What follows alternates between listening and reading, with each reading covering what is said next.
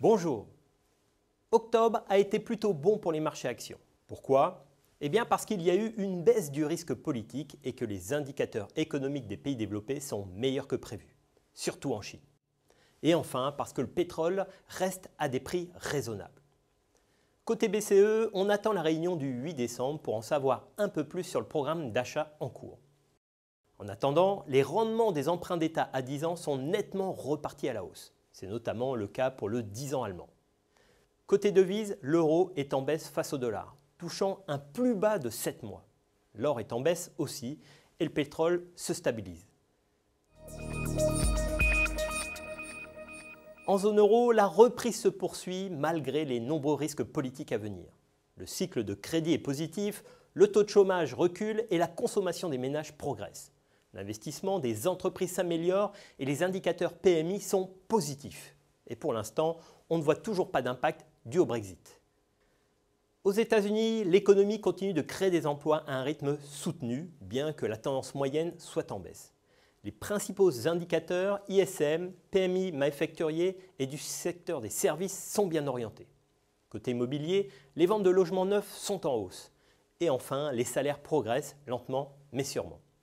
Tous ces indicateurs confirment notre scénario de rebond pour la fin d'année et une probable hausse des taux en décembre. Pour le moment, les investisseurs vont se concentrer sur l'issue des élections présidentielles. Côté chinois, la croissance du PIB se stabilise à 6,7%. Elle est soutenue par l'immobilier et surtout la consommation interne qui contribue à plus des 2/3 du PIB. De plus, les indicateurs tels que la production industrielle, les ventes de détail et les investissements sont tous en hausse. Comme évoqué depuis plusieurs mois, le thème de la stabilisation se confirme et devrait se poursuivre en 2017. Au Japon, les indicateurs sont plus mitigés. La plupart sont en outre très dépendants de l'évolution du yen. Mais la politique de la Banque centrale, qui vise à maintenir des taux de 10 ans à zéro, donne des marges de manœuvre au gouvernement. En conclusion, l'économie mondiale s'est stabilisée. On note même une légère amélioration accompagnée d'une hausse de l'inflation aux États-Unis et en zone euro. Dans ce contexte, les politiques monétaires devraient être ajustées. C'est pourquoi les prochains discours des banquiers centraux seront déterminants. Compte tenu d'un calendrier politique mondial encore très chargé, nous allons garder un biais prudent dans nos allocations et privilégier la diversification internationale. On reste sur la zone euro pour bénéficier de la reprise économique, d'autant plus que les résultats d'entreprises pour le troisième trimestre sont encourageants. On reste neutre sur le marché américain à l'approche de l'élection présidentielle, d'autant que les indices boursiers sont au plus haut.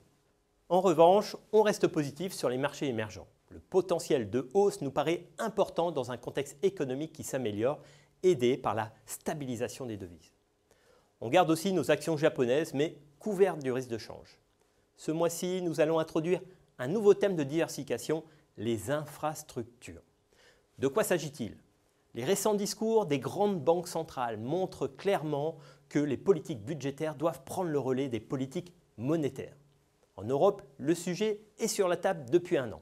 Et aux États-Unis, il figure dans les programmes des deux candidats. Côté obligataire, la recherche de rendement reste un thème majeur. Nous continuons à privilégier les obligations d'entreprise et le haut rendement, avec une nette prédilection pour le segment américain qui profite davantage de l'environnement monétaire actuel. De même, nous restons favorables sur les obligations indexées sur l'inflation qui bénéficient de la récente hausse observée en zone euro et aux États-Unis. Et on garde nos positions en obligations d'État des pays émergents libellés en dollars. Voilà, merci et rendez-vous au mois prochain.